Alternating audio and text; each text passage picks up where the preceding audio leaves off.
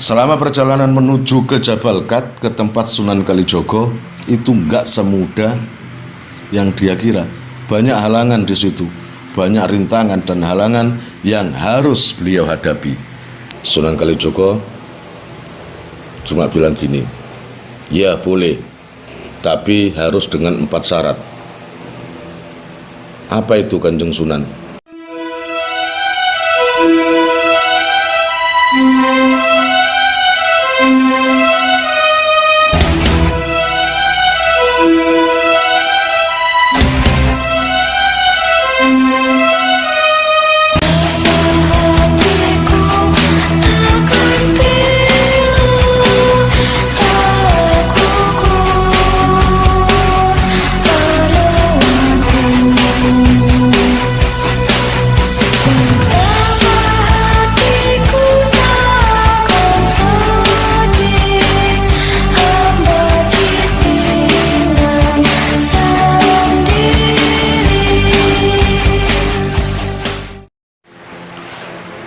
Assalamualaikum warahmatullahi wabarakatuh. Pagi ini untuk mengisahkan satu tokoh yang biasa kita kenal dengan Sunan Tembayat atau Sunan Pandan Arang, yang kalau nggak salah itu tempatnya di mana itu, di Klaten, Semarang ya. Sunan Pandan Arang itu adalah seorang bupati di daerah Semarang sana. Dalam kesehari-hariannya itu sangat bertolak belakang dengan Islam. Padahal dia itu Islam, karena di zaman itu adalah zaman masih dekat dengan transisi antara Hindu ke Islam. Makanya masih banyak pengikut-pengikut orang Hindu yang masuk Islam. Artinya tidak serta-merta mereka itu melaksanakan apa yang ada di dalam aturan Islam, termasuk Sunan Pandan Arang ini. Jadi masih kaku, dalam kondisi Islamnya itu masih kaku, masih terbiasa dengan adat-adat ketika dia masih Hindu. Kebetulan Ki Pandan Arang itu saat itu menjadi seorang bupati, karena Ki Pandan Arang itu adalah cucu daripada istilahnya pendiri Semarang itu juga. Makanya orang sudah banyak mengenal siapa itu Pandan Arang. Makanya orang-orang memilih dia itu menjadi seorang bupati di daerah sana. Tapi masalahnya berbeda dengan bupati-bupati sebelumnya, karena Ki Pandan Arang ini orangnya sangat memuja dunia, sangat mencintai dunia, sehingga rasa belas kasihan dengan rakyatnya, rasa belas kasihan terhadap orang kecil itu hampir nggak ada. Yang dia pikir gimana caranya bisa mengeruk kekayaan sebanyak mungkin, yaitu saja yang dia lakukan. Bahkan tidak segan-segan Ki Pandan Arang itu menjadi tengkulak. Istilahnya apa? Dia jual beras banyak, ditimbun, lalu dijual dengan mahal kepada rakyat-rakyat kecil. Ya, hal itu seperti biasa kayak gitu.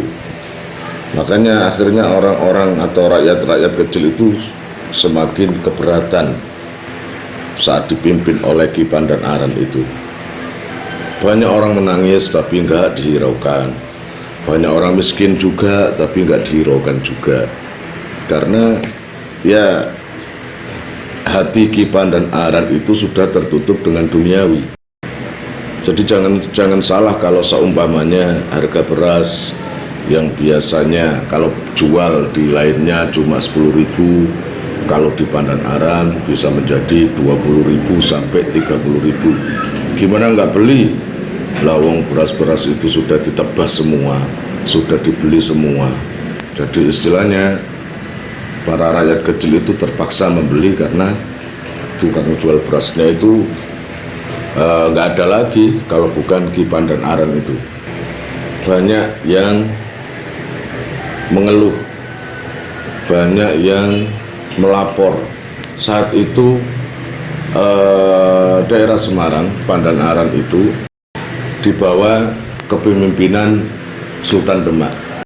Itu berarti kalau ada Sultan Demak berarti masih ada waktu itu para Wali Songo. Begitu banyak laporan-laporan tentang Ki Pandan Aran, maka menjadi pikiran Sultan Demak. Segera beliau mengumpulkan para kiai-kiai, para Wali Songo untuk ikut memikirkan kondisi seperti itu. Namanya aja Raden Fata, istilahnya Raja Demak yang pilihan para wali, ya jelas selalu memikirkan rakyat kecil. Setelah hasil daripada rapat seperti itu tadi, para wali-wali kumpul semua atas keangkuhan Ki Pandan Aran, kekikiran Ki Pandan Aran. Kikir, Pandan Aran sangat kikir. Kalau ada orang minta-minta diusir, pokoknya kikir sekali. Kalau ada rakyat yang menderita atau minta bantuan, sama sekali nggak dibantu. Namanya aja orang kikir. Nah, dari situlah akhirnya ketika diberitahu oleh Sultan Demak, para wali pun ikut berpikir gimana caranya ingin meluruskan atau mentaubatkan Ki Pandan Aran tersebut. Jadi semuanya dipilih. Salah satu para wali-wali dipilih, tapi kebanyakan bilang nggak pantas kalau saya gitu. Seperti Sunan Bonang dipilih. Gimana Anjeng Sunan kalau sampean yang ikut mengarahkan atau mentaubatkan Sunan Pandan Aran itu, Bupati Semarang itu. Kata Sunan Bonang, jangan saya, karena saya ini bukan tipenya orang yang bisa diturut oleh Pandan Aran. Coba anak Mas Derajat, tapi semuanya nolak. Karena memang betul sih mereka nolak itu, para wali-wali nolak itu karena para wali-wali yang disebutkan seperti Sunan Bonang, Sunan Derajat, Sunan Giri itu terkesan kaku dalam hal menghadapi orang seperti Pandan Aran itu, karena syariatnya kuat beliau-beliau itu. Akhirnya semua menoleh kepada Sunan Kalijogo. Cuma Sunan Kalijogo lah orangnya yang luas, yang bisa tahan di segala cuaca, tahan di segala kondisi, dan bisa menghadapi siapapun. Akhirnya sepakat memilih Sunan Kalijogo untuk pergi ke daerah Pandan Aran itu. Mau nggak mau Sunan Kalijogo menyetujui atau mengiyakan perintah atau kemauan para wali-wali tersebut. Maaf, rotok senep wetenge.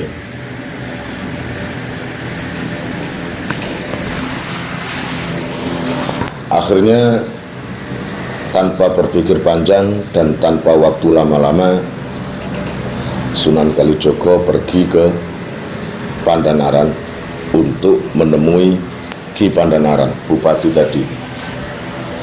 Tapi beliau berpikir, kalau seumpamanya pergi dengan berpakaian atau mengenalkan diri, kalau dia itu adalah Sunan Kalijogo, otomatis Ki Pandan Aran nggak akan pernah menerima. Kalaupun menerima karena sungkan, menerima karena takut, tapi nggak akan bisa masuk ke dalam hatinya syiar Islamnya itu tadi, hidayahnya. Pertama kali beliau itu, Ki Pandan Aran, ketika mendapat keuntungan banyak, jual beras timbunan atau jual barang-barang banyak keuntungan, akhirnya Ki Pandan Aran suatu ketika mengadakan pesta yang mana para pejabat-pejabat, orang besar-besar diundang untuk ikut serta pesta tersebut. Seluruh undangan sudah menyebar dan Sunan Kalijogo tidak mendapat undangan sebenarnya, tapi beliau tahu bahwa nanti akan ada acara pesta pora di rumah Ki Pandan Aran, artinya senang-senang. Maka beliau ikut mendatangi acara Ki Pandan-Arang tadi dengan berpakaian biasa, tidak seperti layaknya pejabat, tapi berpakaian seperti orang-orang biasa. Akhirnya ketika datang di pesta Ki Pandan-Arang tadi, Sunan Kalijogo ditolak oleh penjaga dan termasuk Ki Pandan-Arang juga. Karena undangan ini istilahnya undangan untuk orang elit, bukan untuk orang-orang krojo-krojo atau kecil-kecil seperti Sunan Kalijogo yang berpakaian seperti orang biasa tadi. Atas dasar penolakan tadi, maka Sunan Kalijogo tahu betul gimana sifat daripada Ki Pandan-Arang tadi. Ternyata memang orangnya itu sangat kaku dan sombong. Maka harus dihadapi dengan strategi, harus dihadapi dengan cara yang tidak seperti biasanya. Sehabis terusir dari pesta itu, Sunan Kalijogo nggak marah, malah semakin mantap untuk menyadarkan perilaku dari Sunan Pandan-Arang tersebut. Segera beliau menyusun strategi untuk menghadapi Ki Pandan-Arang tadi. Beliau pergi setelah terusir dari pesta tadi. Lalu nggak lama, kira-kira 2 atau 3 hari, Sunan Kalijogo datang lagi ke rumah Ki Pandan-Arang, tapi tidak dengan berpakaian seperti biasanya. Sunan Kalijogo berpakaian malah lebih buruk lagi, lebih jelek lagi, dengan membawa rumput hijau yang segar. Artinya dia itu berpura-pura menjadi orang yang jual rumput. Kenapa jual rumput? Ya karena memang Ki Pandan-Arang, Bupati Semarang itu punya banyak kuda, punya banyak hewan yang biasanya memang menyuruh abdinya untuk mencari rumput-rumput, untuk mencari rumput-rumput sebagai makanan hewan-hewan piaraannya. Dia itu suka kuda, makanya untuk makanan daripada kuda tersebut harus dari rumput pilihan. Kebetulan rumput yang dibawa oleh Sunan Kalijogo, itu sangat bagus, tidak seperti biasanya yang dijual di pasar atau dimanapun, bahkan orang kampung pun jarang membawa rumput seperti itu. Gimana enggak?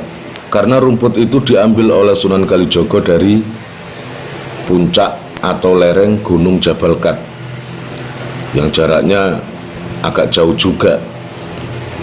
Dari puncak atau dari Gunung Jabal Kat, lereng Jabal Kat, menuju ke rumah kediaman Ki Pandan-Arang tersebut. Setelah nyampe di rumah Ki Pandan-Arang, Sunan Kalijogo menawarkan rumput tersebut.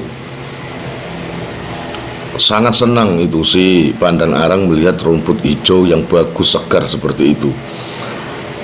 Alangkah senangnya kudaku jika makan itu, gitu katanya. Akhirnya dengan cara seenaknya sendiri, Ki Pandan-Arang bertanya, "Pak, itu rumput dari mana?" Sunan Kalijogo bilang, "Ini rumput saya ambil dari Gunung Jabal Kat." "Jauh ya Pak?" "Nggih Kanjeng Adipati, kebetulan saya kemarin lewat sana, saya ambil sekalian." Artinya Sunan Kalijogo membuat alasan sekiranya rumput itu dibeli. "Dijual berapa Pak?" katanya. "Saya jual sekarung ini, saya jual dengan 3 ketip. Atau kalau sekarang saya nggak tahu lah 3 ketip itu berapa, entah 30.000 atau 300.000, saya nggak tahu. Nggak mungkin lah kalau rumput ratusan ribu kalau sekarang, mungkin 30.000 atau berapa gitu. Sebenarnya pantas harga seperti itu. 3 ketip malah terlalu murah, tapi bukan untuk Pandan-Arang. Melihat yang jual agak tua gitu, karena Sunan Kalijogo tidak menampakkan dirinya, tidak memperkenalkan dirinya itu siapa. Beliau cuma memperkenalkan bahwa dirinya jual rumput. Ki Pandanaran bilang gini, kemahalan Pak, 3 ketip. Langsung dia bilang, nyoh 1 ketip aja, sambil melempar duitnya itu ke Sunan Kalijogo. Akhirnya setelah uang 1 ketip tadi dilemparkan ke Sunan Kalijogo, maka karung yang berisi rumput tadi diambil oleh Ki Pandanaran tanpa melalui persetujuan oleh Sunan Kalijogo. Gimana tidak, tadi dijual 3 ketip tapi cuma memberi 1 ketip saja. Itu kalau orang bener gimana Pak ya, ditawar yang baik. Itu enggak pakai nawar, langsung ngelemparin aja uang 1 ketip, dilemparkan ke tubuh Sunan Kalijogo yang seperti orang ngemis tadi. Sunan Kalijogo diam saja. Lalu karung tadi diambil dan dibuka.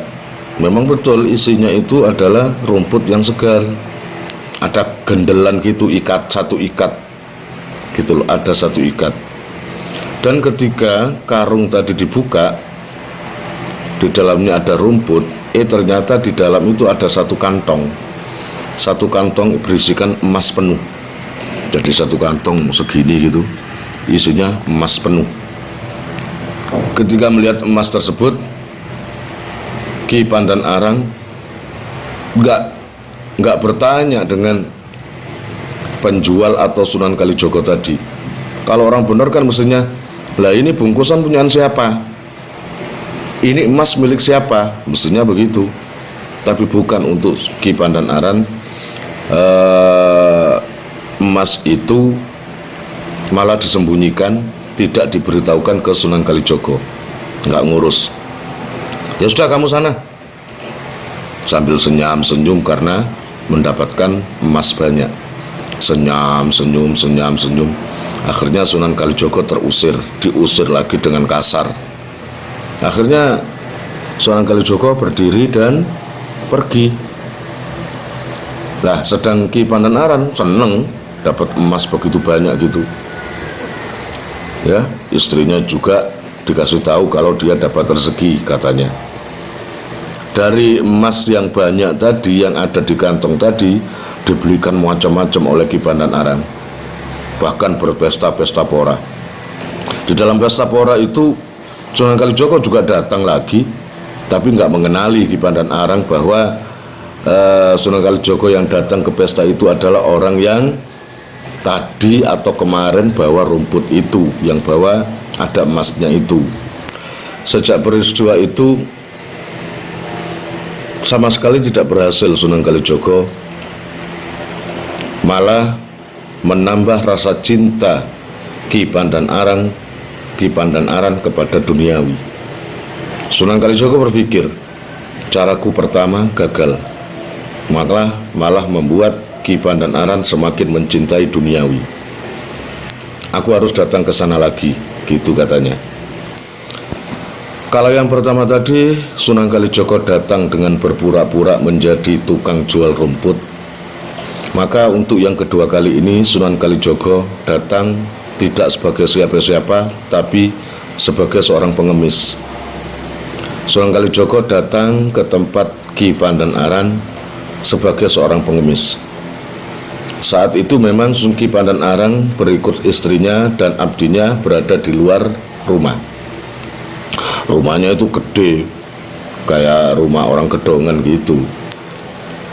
Akhirnya Sunan Kalijogo meminta-minta, Pak, saya belum makan, atau ya seperti layaknya pengemis itu seperti apa, sambil menengadahkan tangan atau membawa mangkok untuk isi uang jika dikasih. Sunan Kalijogo diam saja di depan Ki Pandanaran, nggak mau pergi, duduk di depan Ki Pandanaran tersebut yang lagi enak-enakan, lagi pesta kecil-kecilan di pagi hari itu. Karena sangat risih, Ki Pandanarang itu sangat risih melihat pengemis di depannya, maka segera beliau ambil uang receh, uang kecil, kalau mungkin sekarang ini satu lempengan 1.000 rupiah gitu, dia lemparkan ke kepala Sunan Kalijogo yang pura-pura jadi ngemis tadi. Dia lemparkan segitu kerasnya. Setelah dilemparkan dan mendapatkan uang 1.000 kepingan 1.000 tadi, Sunan Kalijogo tetap diam di situ, duduk tenang, tidak pergi. Mestinya seorang ngemis itu kalau memang sudah mendapatkan apa yang dia minta, mestinya dia pergi, tapi bukan untuk Sunan Kalijogo. Berdiam diri terus di sana. Makanya semakin membuat marah Ki Pandanarang tadi. Kenapa kamu nggak pergi? Gitu katanya. Kan sudah tak kasih uang. Ayo pergi sana. Nah, tetap nggak mau pergi. Tetap diam. Kamu maunya apa? Mau duit kan? Mau uang kan? Sudah tak kasih gitu loh. Sunan Kalijogo menjawab, tidak Kanjeng Adipati, saya di sini tidak minta uang. Nggak minta uang apa? Kamu dari tadi bawa mangkok sambil menengadahkan tangan. Iya, tapi bukan ini saja yang aku minta. Ada satu hal lagi yang memang saya tunggu. Apa? Minta tambahan lagi uangnya. Ini kasih lagi 1 keping, dilemparkan. Terus diambil oleh Sunan Kalijogo. Begitu sabarnya beliau. Sekarang kamu jelaskan, minta apa kamu? Gini Kanjeng Adipati, saya kesini di samping minta rezeki, saya juga menunggu suara beduk masjid, suara beduk di musola, karena sebentar lagi ada suara azan. Kaget yang namanya Ki Pandanarang. Ada apa dengan suara beduk? Kata Sunan Kalijogo, saya kangen Kanjeng Adipati dengan suara duhur, dengan suara beduk tadi. Karena sangat jengkel, semakin murka, akhirnya Ki Pandanarang ambil uang lagi. Katakanlah ditambahi 1.000, berarti 3 kali. Tambahi lagi uang 1 keping lagi, dilemparkan ke wajah Sunan Kalijogo dengan sangat keras, sampai mengenai jidatnya Sunan Kalijogo. Udah sana, saya jijik melihat kamu, pergi sana. Gitu katanya. Sunan Kalijogo langsung memungut uang tersebut di tanah sambil mengambil tanah yang ada di depannya.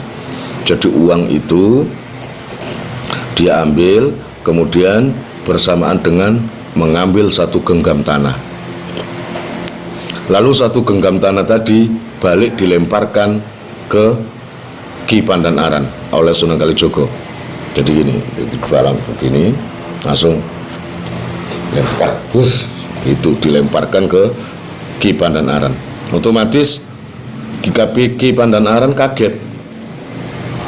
Yang dia lihat tadi Sunan Kalijogo menggenggam tanah, dilemparkan pada beliau, tapi yang membuat kaget lagi adalah ternyata yang mengenai pada dirinya itu bukan tanah, tapi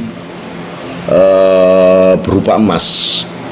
Jadi peronggalan emas banyak segenggam itu dilemparkan. Ya otomatis kaget. Perasaan tadi yang mau dilempar atau yang dilemparkan tadi adalah pasir atau tanah, tapi yang mengenai pada diriku adalah emas murni. Itulah karomah daripada Sunan Kalijogo melempar tanah menjadi emas. Dan alhamdulillah dari peristiwa itu, sifat kesombongan dan ketamakan atau serta keangkuhan daripada Ki Pandanarang berangsur berubah. Beliau berpikir, ini orang pasti bukan orang biasa. Tadi betul-betul yang saya lihat itu adalah tanah, lalu dilemparkan kepadaku, seketika itu menjadi emas.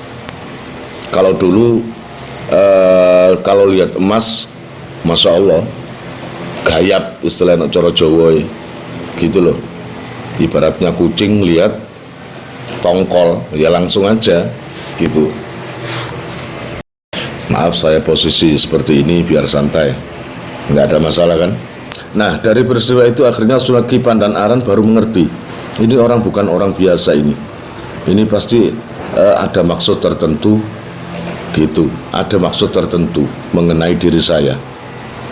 Akhirnya dari situ loh baru tanya, baru Ki Pandanarang tadi berjongkok sambil mendekati Sunan Kalijogo tadi.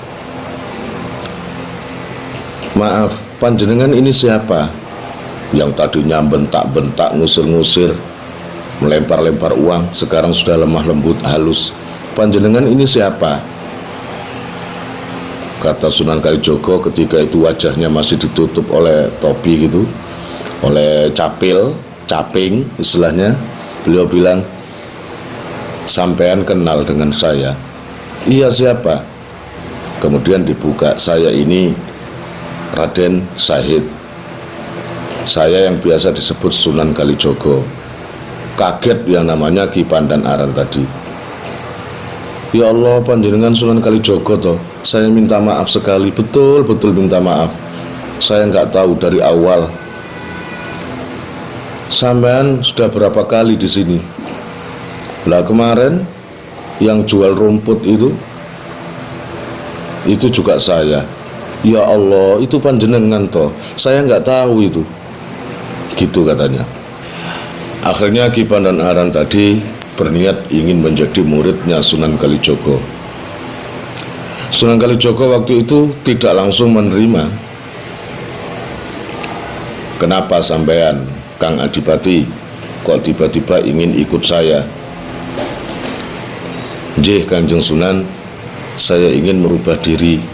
Saya tahu betul rakyat di sini gelisah melihat saya, takut melihat saya karena keangkuhan saya. Saya merasa banyak dosa. Saya telah merasa membebani rakyat kecil. Gitu. Bolehkah saya ini mengikuti panjenengan? Bolehkah saya ini mengaji ke panjenengan? Atau bolehkah saya ini menjadi murid panjenengan? Sunan Kalijogo cuma bilang gini, ya boleh, tapi harus dengan 4 syarat.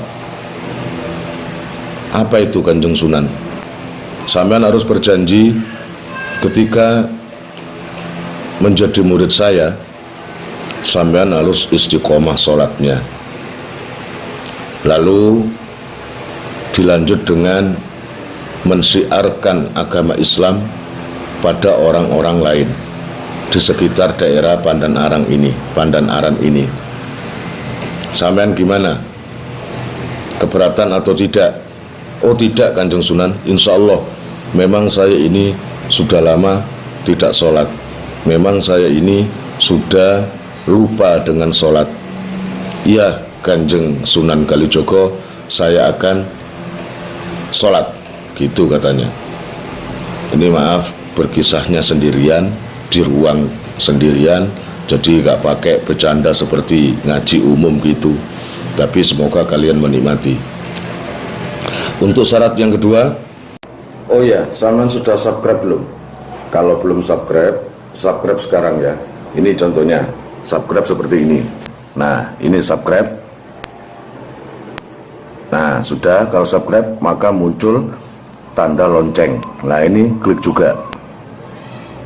Nah, sudah. Jika saya mengupload video baru, akan ada notifikasi di HP sampean. Sampean harus memberi atau bersedekah kepada santri-santri di daerah sini yang ngaji-ngaji. Kasih mereka sedekah untuk makan mereka setiap hari-hari. Lalu kemudian para kiai-kiainya kasih sedekah dengan uang sampean yang begitu banyak ini. Lalu disusul dengan setiap ada masjid di sini atau langgar atau musola, sampean bikinkan beduk. Jadi tak tak tak tak dung dung dung. Itu syarat kedua. Di samping memberi makan para santri, juga memberi sedekah para kiai-kiai, juga membuat beduk di semua musola dan masjid di sekitar situ. Lalu Pandanarang Sunan Pandan-aran tidak keberatan. Nggih Kanjeng Sunan, akan saya tepati, akan saya turuti syarat yang nomor 2 itu. Untuk yang ketiga, apa Kanjeng Sunan? Dengan mantap gitu Ki Pandan-aran bilang gitu. Kata Sunan Kalijogo, ini yang berat, sampean bisa enggak memenuhi ini? Ya, apa itu Kanjeng Sunan Kalijogo? Gini, sampean harus meninggalkan harta sampean. Seluruh harta sampean harus sampean serahkan ke Baitul Mal. Sampean serahkan atau sampean sodakohkan semuanya untuk fakir miskin yang membutuhkan, yang selama ini sampean peras. Tidak ada satupun yang tersisa harta sampean, serahkan ke Baitul Mal. Namanya orang yang kalau sudah tobat ya nggak keberatan seperti itu. Nggih Kanjeng Sunan, akan saya lakukan. Semua harta saya akan saya hibahkan atau akan saya serahkan ke Baitul Mal biar dibagikan ke rakyat kecil. Ya, saya pasti bisa, insya Allah.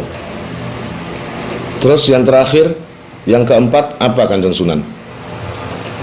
Yang keempat ini adalah sampean harus ikut saya. Sampean harus ikut ke tempat saya, ke pondok saya, kata Sunan Kalijogo. Nggih, saya mau. Apa saya sendirian? Ya terserah sampean, kata Sunan Kalijogo. Mau ngajak siapa? Anak, istri, terserah. Nggih, saya mantap Kanjeng Sunan. Saya sudah banyak berlumur dosa, saya ingin bertaubat. Gitu. Ya sudah, saya pulang. Sunan Kalijogo pulang, tak tunggu sampean di pondok. Akhirnya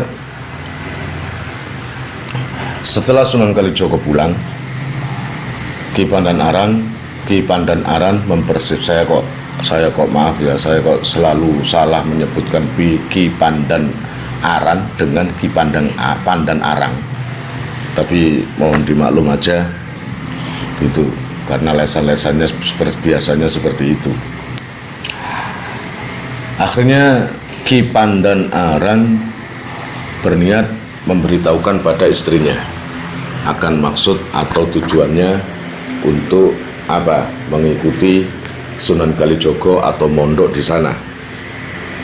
Bahkan Ki Pandan-aran itu berniat untuk menceraikan istrinya kalau memang istrinya nggak mau atau keberatan. Nyai, itu ya Kang, gini loh Nyai, dia ceritakan tentang pertemuan dengan Sunan Kalijogo tadi. Beliau ceritakan sejarah atau pertemuan dengan Sunan Kalijogo tadi dan niatnya untuk mengikuti Sunan Kalijogo. Tapi yang namanya istrinya, yaitu Nyai Ageng Kaliwungu, namanya Nyai Ageng Kaliwungu, itu tidak keberatan. Bahkan Nyai Ageng Kaliwungu itu nggak mau diceraikan, nggak mau ditinggalkan oleh Ki Pandan-aran tadi. Ya karena cintanya ya ini namanya cinta, betul-betul cinta karena Allah. Enggak Kang, saya harus ikut sampean. Kemanapun sampean pergi, saya akan ikut. Apapun yang kita hadapi, kita harus menghadapi bersama-sama. Jadi kontan terharu itu yang namanya istrinya, yang namanya Pandan-aran melihat istrinya seperti itu, sangat terharu. Akhirnya disepakati, ya sudah kita besok berangkat, tapi dengan catatan jangan bawa harta apapun. Kita ke sana cuma bawa orang, bawa barang, kita ke sana cuma bawa diri saja dengan pakaian secukupnya. Kamu bisa? Iya Kang. Akhirnya persiapan dimulai dengan apa yang akan dibawa secukupnya. Nyai Ageng Kaliwungu mempersiapkan pakaian suaminya secukupnya. Lalu beliau juga mempersiapkan pakaiannya secukupnya. Tapi namanya perempuan berpikirnya itu tidak langsung seperti laki-laki itu. Kalau laki-laki itu kalau sudah ya sudah. Kalau perempuan itu masih banyak berpikirnya. Tadi sudah dipesan nggak boleh bawa harta atau apapun. Nah, Nyai Ageng Kaliwungu tadi tidak semuanya menuruti perintah daripada suaminya, yaitu dia menyembunyikan satu istilahnya menyembunyikan beberapa emas atau uang, dia sembunyikan di tongkat dari bambu, atau pokoknya ditaruh di dalam bambu yang nanti akan dipakai tongkat atau ikut serta dibawa ke Pondok Sunan Kalijogo. Mungkin dia berpikir, siapa tahu nanti suamiku Ki Pandan-aran di tengah perjalanan atau ketika di Sunan Kalijogo membutuhkan biaya atau membutuhkan sesuatu, ini mungkin bisa bermanfaat nanti, begitu. Akhirnya lawang sudah dibilang nggak boleh bawa apa-apa, kok malah bawa emas. Ki Pandan-aran nggak tahu, diem aja, nggak tahu, memang nggak tahu kalau istrinya menyimpan emas di dalam bumbung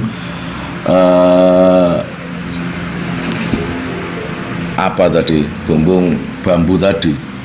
Akhirnya perjalanan menuju dari Semarang menuju ke Jabal Kat. Itu kalau nggak salah jaraknya 120 km loh, sambil jalan menuju ke sana. Selama perjalanan menuju ke Jabal Kat, ke tempat Sunan Kalijogo, itu nggak semudah yang dia kira. Banyak halangan di situ, banyak rintangan dan halangan yang harus beliau hadapi. Nah, karena ketidaknurutan istri tadi, Nyai Ageng Kaliwungu, berakibat fatal. Apa? Di tengah perjalanan ada dua perampok yang mencegat Ki Pandan-aran berikut istrinya.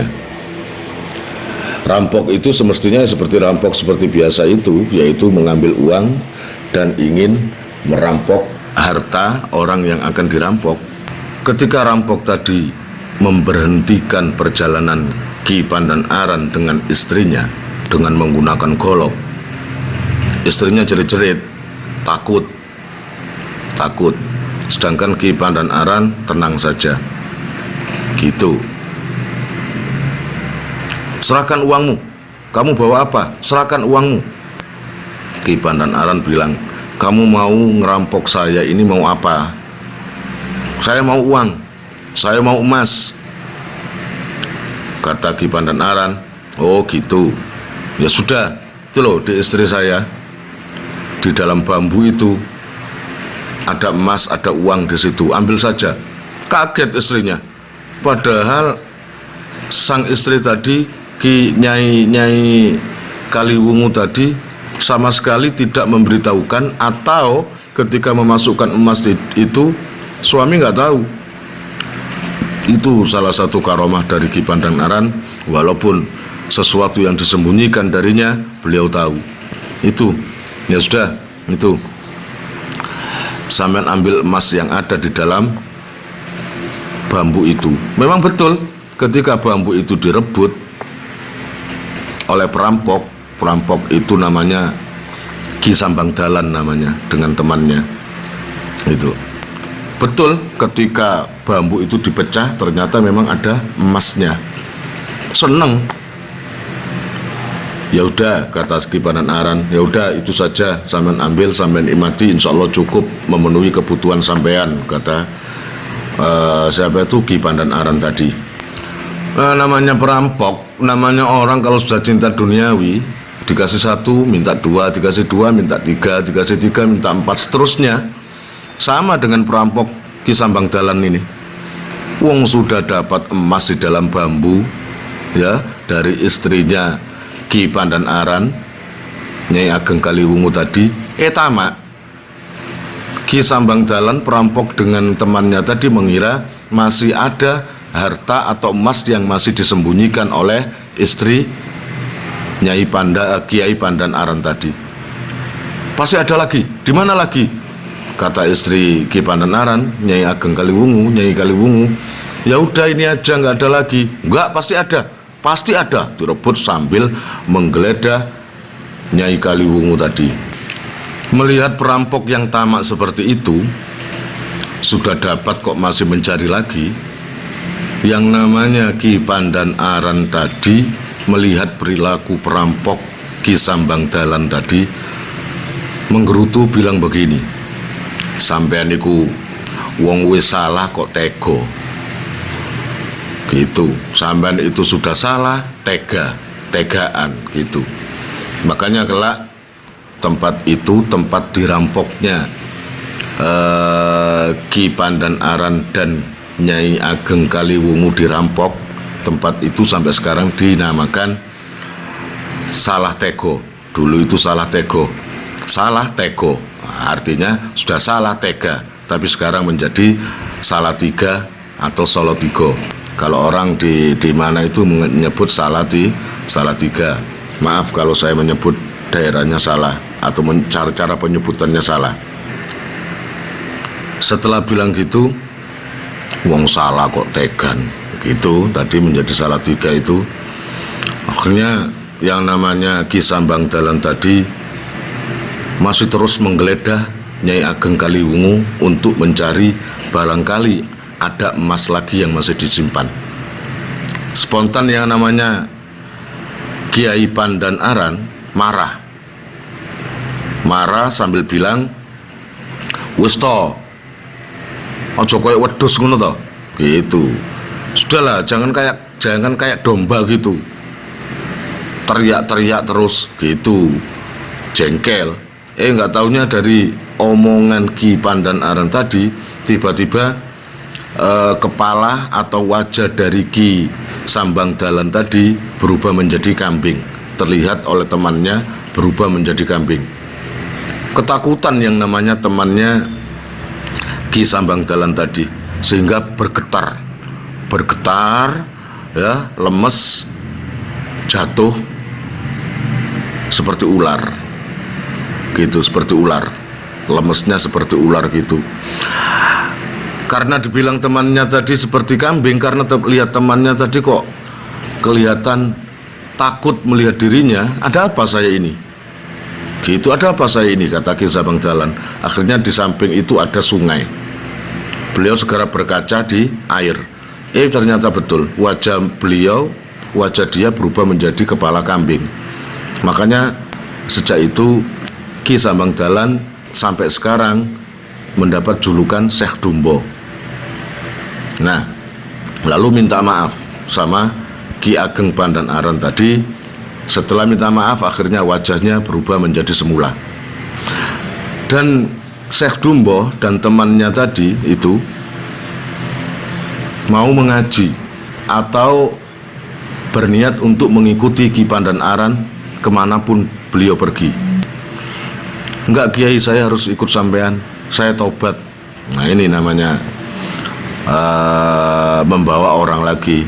Dia mau ngaji ke Sunan Kalijogo, tapi di tengah jalan punya santri, yaitu Syekh Dumbo dan temannya itu gitu. Saya nggak tahu temannya itu namanya apa, Ki Ngewel atau siapa, saya nggak tahu, itu lupa saya. Akhirnya meneruskan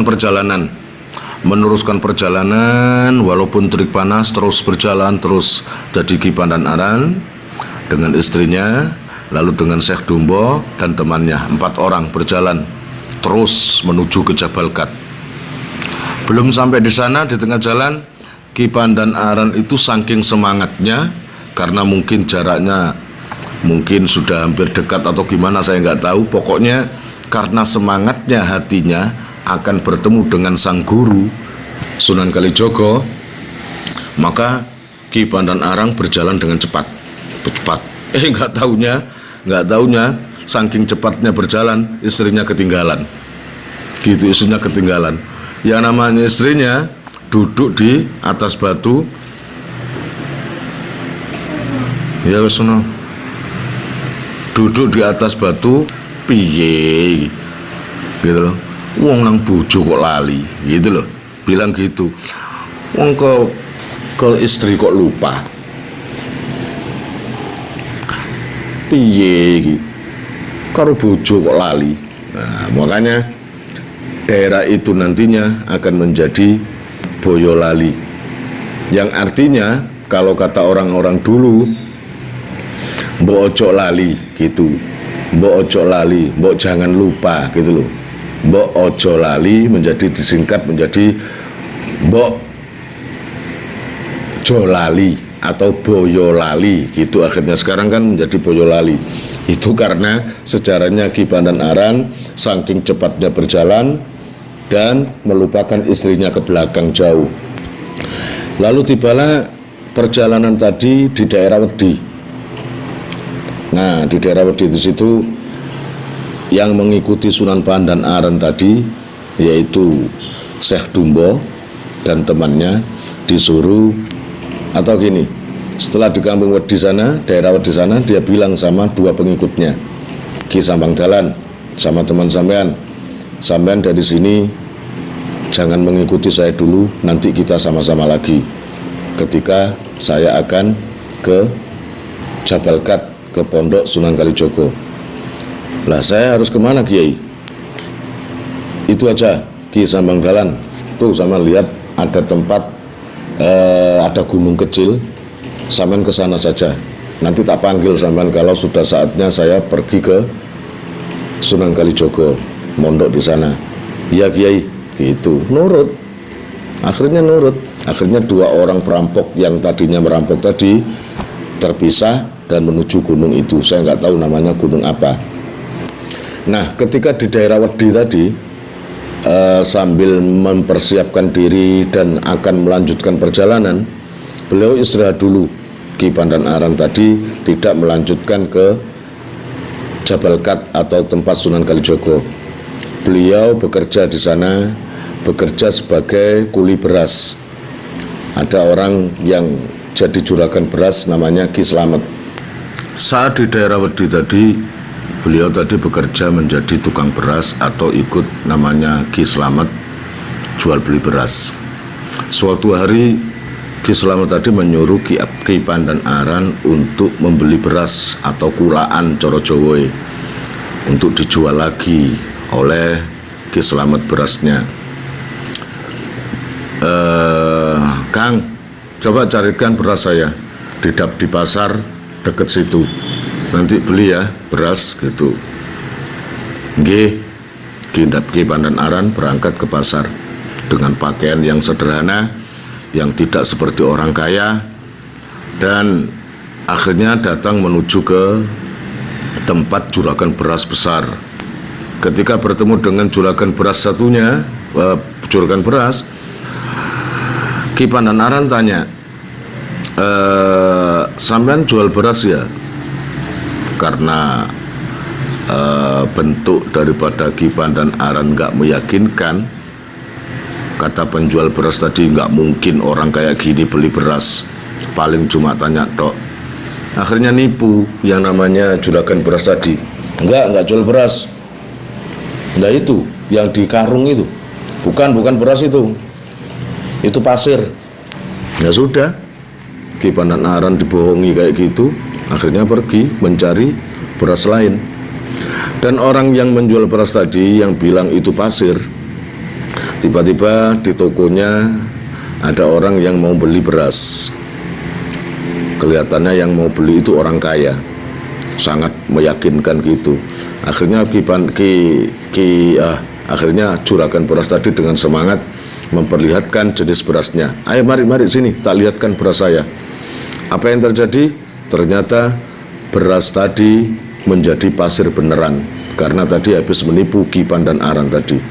Itu adalah salah satu karomah daripada Ki Pandan-aran sebelum bertemu dengan Sunan Kalijogo. Gitu.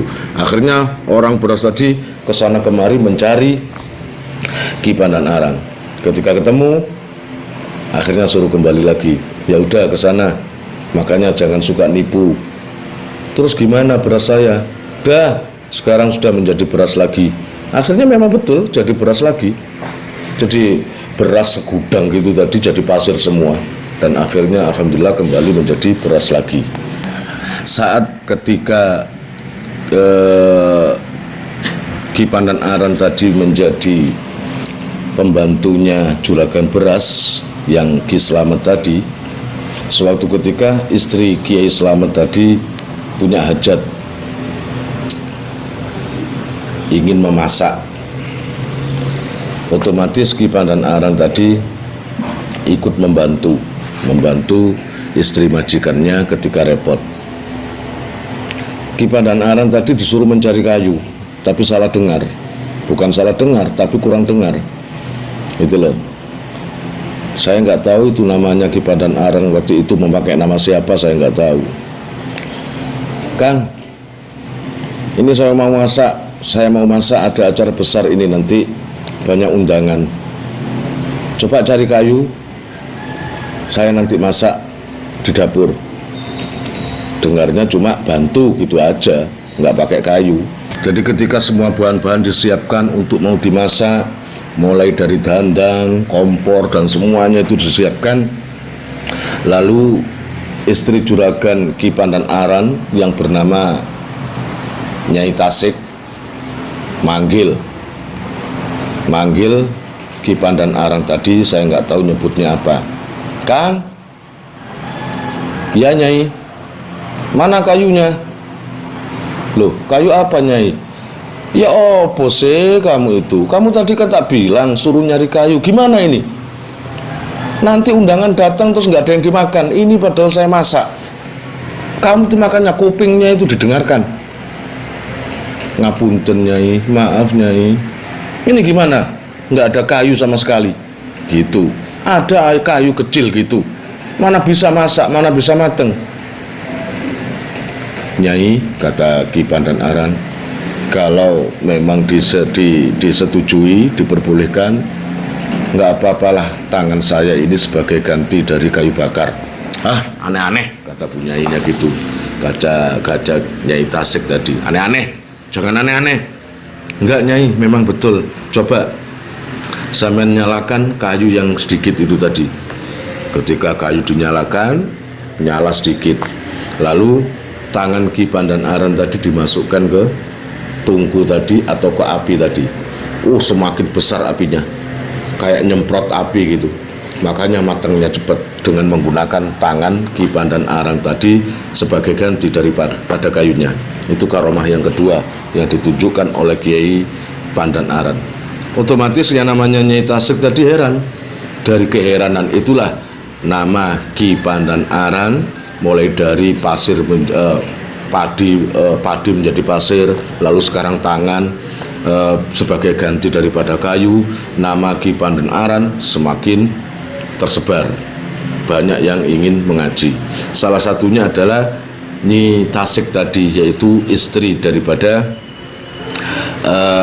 juragannya. Saya nggak tahu kisahnya, tiba-tiba apa sudah diceraikan atau gimana, saya nggak tahu. Pokoknya Nyi Tasik tadi juga ikut Ki Pandan-aran menuju ke Jabal Kat, ke Sunan Kalijogo. Nah, salah satu kisah yang ada di Wedi, daerah Wedi, Ki Pandan-aran itu juga pernah menjadi pengisi kolam atau menimba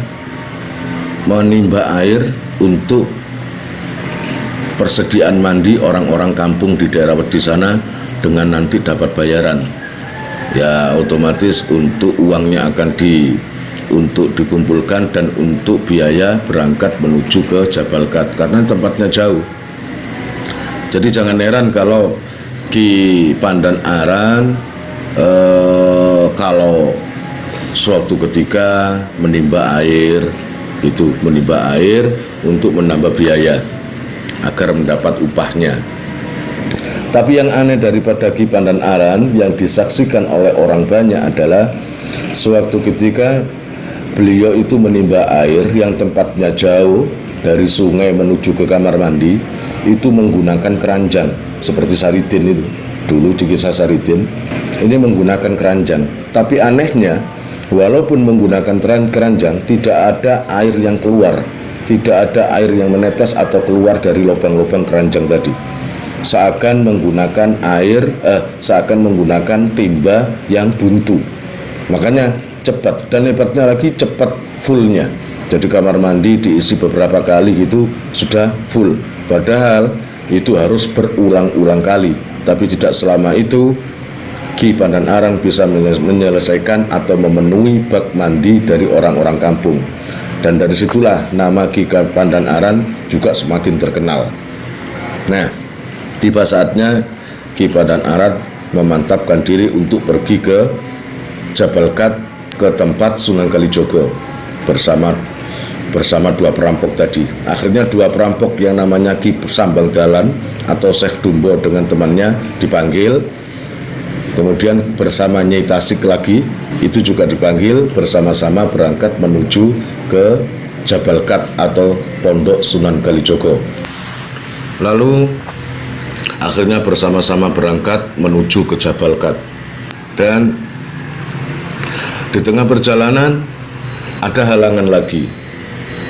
Bersama-sama ini dengan orang 4, yaitu rampok 2 dengan Nyai Tasik, kemudian Ki Pandanaran berikut istrinya, berarti 5 orang berjalan ke sana. Di tengah jalan ada menemui seorang yang membawa anak kecil, dan anak itu menangis terus gak berhenti-berhenti. Dikutang model apa saja masih terus menangis semakin keras, dan semuanya gak ada air. Anak kecil itu karena haus, gitu, karena haus. Ada yang mengatakan kisah ini bayi yang nangis itu adalah anak daripada Ki Pandanaran sendiri, berarti istrinya tadi membawa anak kecilnya. Tapi ada kisah lain yang mengatakan anak itu adalah anak salah satu orang di daerah yang dilewati oleh Ki Pandanaran tadi. Gubuk kabeh semuanya bergopoh dengan nangis-tangisan anak kecil tadi. Dari situ akhirnya Ki Pandanaran dengan menggunakan kukunya menggaris tanah gini. Nah, menggaris tanah, digaris gini. Berapa kali digaris, lalu mancur airnya. Maka dari situ air yang dari kuku Ki Pandanaran, ada yang mengatakan dari tongkatnya yang ditancapkan langsung dicabut keluar airnya. Ada yang bilang dari kuku. Itu namanya sendang kucur. Jadi yang terkenal dengan sebutan sendang kucur yang ada di hutan angker kucur sana. Itu terletak di daerah Paseban, Klaten, Bayat sana. Dan singkat kisah, alhamdulillah tujuan daripada Ki Pandanaran akhirnya tercapai, yaitu sampai ke Pondok Sunan Kalijogo, yaitu di Jabal Kat sana, di puncak Jabal Kat sana. Ketika melihat Pandanaran sampai di Pondok Sunan Kalijogo, lalu Sunan Kalijogo bilang, "Kiai, ya udah sampean di sini. Selama sampean di sini, tugas sampean cuma satu, yaitu setiap hari harus menyalakan lampu-lampu yang ada di rumah saya dan di pondok ini." Gitu. Jadi Ki Pandanaran di sana nggak langsung ngaji.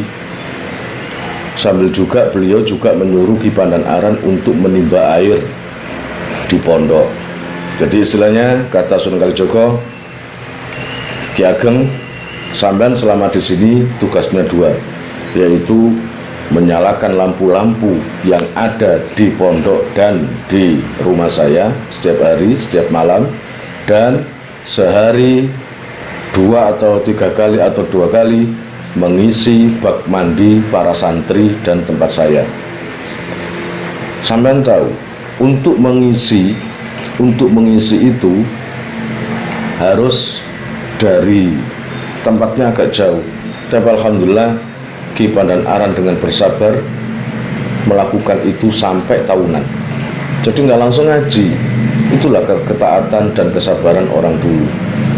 Jadi kalian nggak akan pernah, jadi orang nggak akan pernah mendapat kemuliaan jika terhadap gurunya tidak bisa menghormati dan mentaatinya. Jarang. Karena kisah-kisah yang lalu-lalu, kebanyakan orang-orang yang sukses adalah orang yang selalu taat dan menurut semua perintah daripada gurunya atau kiainya. Setelah bertahun-tahun, akhirnya Sunan Kalijogo berpamitan kepada Ki Pandanaran. "Ya sudah, Kiai sampai di sini saja, saya akan ke tempat saya sendiri." Gitu. Makanya Ki Pandan-aran di sana ibaratnya mulai mensiarkan Islam, mulai mensiarkan agamanya Allah di daerah Gunung Jabal Ghat sana, di daerah di sekitar komplek makam itu tadi. Setelah beliau namanya sangat tersohor, ya santrinya mulai banyak, tidak semudah itu. Ada seorang sakti, ada seorang namanya seorang kiai juga, tapi bukan Islam. Kiainya orang-orang Hindu yang merasa tersaingi atau merasa terpojokkan dengan kehadiran Ki Pandan-aran tadi. Itu kalau nggak salah namanya Ki Prawiro, kalau nggak salah. Dari perdebatan, ya akhirnya Ki Prawiro tadi menantang kesaktian daripada Ki Pandan-aran. Bukan bertengkar, tapi kayak mainan gitu.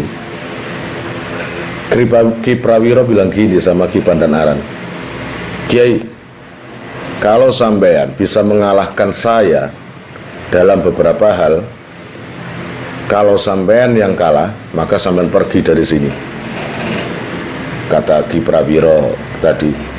Tapi kalau saya yang kalah, saya akan menjadi murid sampean.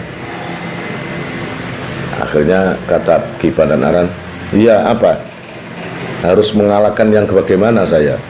Dengan tanpa bicara, Ki Prawiro tadi sambil membawa kurungan yang dibawa oleh muridnya, yang mana kurungan itu berisi burung dara atau doro, merpati gitu, warnanya putih, lalu dilepaskan sama Ki Prawiro. Jauh, burung itu sudah jauh gitu. Ayo Kiai, kembalikan burung itu kemari. Oh gitu, mau keplok Ki Pandan-aran. Oh nggak boleh pakai gitu Kiai, nggak boleh pakai keplok tepukan atau apa, nggak boleh pakai siulan atau apa. Lah terus pakai apa? Pakai sandal sampean. Ya bingung kayak apa sandal itu, gimana caranya? Ya namanya Allah sudah kasih pertolongan. Ya namanya sandalnya Ki Pandan-aran tadi dilepas, langsung dilemparkan ke arah burung tadi, dilemparkan ke burung tadi. Nggak taunya sandal dan burung itu kembali. Jadi burung itu kembali sambil menggigit sandalnya Ki Pandan-aran dan dikembalikan ke Ki Pandan-aran. Jadi burung itu kembali berikut sandal Ki Pandan-aran itu tadi. Makanya dalam satu season Ki Prawiro tadi sudah kalah. Lalu sekali lagi dengan kesaktiannya Ki Prawiro melepaskan udengnya. Jadi udeng di kepala itu diempel-empel sini, lalu dilemparkan ke atas. Karena dengan kesaktiannya sampai hilang dari pandangan mata yang namanya udeng yang di atas tadi. Ayo Kiai, gitu, ayo Kiai, harus bersatu sandal sampean dengan udeng saya tadi. Ya sama dengan tadi. Jadi sandalnya Ki Pandan-aran dilemparkan beliau menuju ke atas tempat dilemparkannya udeng tadi. Nggak taunya nggak lama lagi udeng tadi jatuh bersamaan dengan sandalnya di hadapan Ki Prawiro tadi. Maka untuk season yang kedua ini juga sudah menang. Lalu season yang ketiga adalah Ki Pandan-aran cuma bilang, Ki Prawiro juga bilang gini, ini yang terakhir Kiai, cari saya, temukan saya. Lalu beliau menghilang. Nah, menghilang dan sebenarnya bersembunyi di balik pohon dekat-dekat situ. Tapi memang orang biasa nggak bisa melihat. Ketika Ki Prawiro tadi merasa bangga karena melihat Sunan Pandan-aran kelihatannya bingung mencari, kemudian dia mengangkat kepalanya melihat Ki Pandan-aran nggak ada. Bingung dia, katanya gitu. Paling dia bingung nyari saya. Paling dia bingung nyari saya. Nggak taunya sudah tiba-tiba ada di belakang.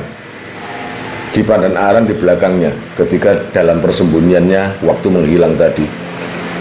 Ki Pandan-aran bilang gini, emang aman ya sembunyi di sini? Aman apa mboten? Singitan ten mriki. Noleh.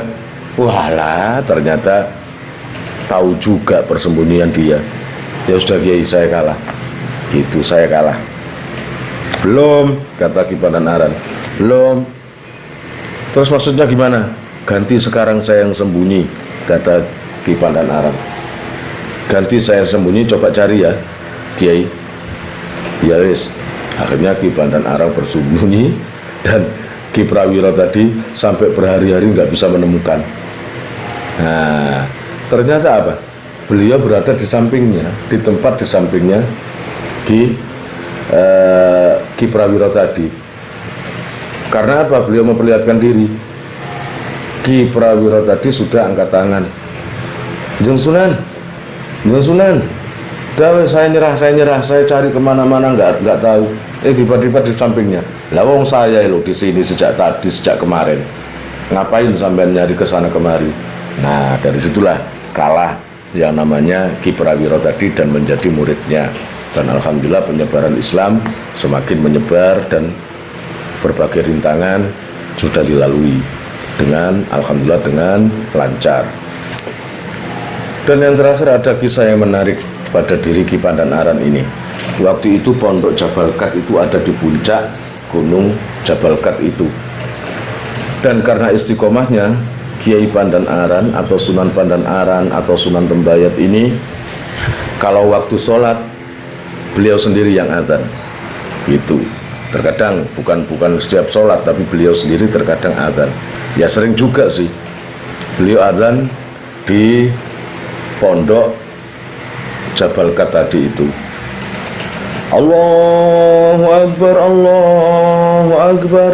Nah, dengan harapan Ki Pandanaran tadi suaranya diperdengarkan oleh Allah ke seluruh kuping di daerah situ, agar semua orang bisa berbondong-bondong menuju pondok untuk sholat. Tapi apa yang terjadi? Suara Ki Pandanaran adzan, Ki Pandanaran tadi adzan sampai ke Demak suaranya. Berapa kilo itu jauhnya? Dari Jabalkat ke Demak, sampai ke tempat para wali-wali berkumpul di situ di daerah Demak. Lama-lama yang namanya para wali itu sangat terganggu dengan suara adzan Ki Pandanaran tadi, gitu. Akhirnya setiap adzan kok selalu nyampe suaranya di daerah Demak situ. Akhirnya ditegur oleh Sunan Kalijogo. Dimas, nggih jeung Sunan, sampean itu setiap hari azan toh? Iya. Sampean tahu nggak, suara sampean sampai ke Demak, semua para wali gelisah karena suara sampean keras sekali, kayak ibaratnya sekarang kayak ada speakernya gitu, sangat keras sekali terdengar sana. Kok bisa gitu jeung Sunan? Wong saya wudunya wong saya itu azannya biasa. Ya nggak tahu Kang Dimas, namanya suara sampean keras. Makanya coba aturan sampean pelankan, atau gimana caranya supaya sampean itu suara sampean nggak sampai terlalu keras nyampe ke Demak. Nggih jeung Sunan. Ya sudah, saya pamit, kata Sunan Kalijogo. Nggih jeung Sunan. Akhirnya setelah Sunan Kalijogo pergi, Ki Pandanaran berpikir gimana caranya ya. Oh, mungkin pondok ini karena ada di puncak gunung, suara saya selalu terlalu menyebar. Sebenarnya bukan itu juga sih, kalau menurut saya memang itu karomah. Itu karomah, sifat apa itu karomah, kelebihan yang diberikan oleh Allah pada hambanya yang bertakwa, dan orang lain nggak bisa seperti itu. Akhirnya setelah berpikir keras, Ki Pandanaran berpikir gimana kalau masjid ini dari puncak dipindah ke lereng gunung, dari gunung Jabalkat dipindah ke lereng gunung biar suaranya nggak terlalu menyebar. Aneh, yang namanya Ki Pandanaran itu memindah gunung dari puncak dibawa ke lereng. Saya nggak tahu caranya gimana, atau diseret, atau berdoa langsung pindah ke lereng, atau apa. Yang pasti gunung Jabalkat atau pondok gunung Jabalkat itu pindah dari puncak menuju ke bawah. Itulah kisah daripada Kiai Pandanaran atau Sunan Tembayat. Barangkali sampean yang mau ke sana biar enak tahu kisahnya seperti ini. Itu aja untuk kisah saya. Saya mau sarapan dulu karena sudah hampir siang ini. Assalamualaikum warahmatullahi wabarakatuh.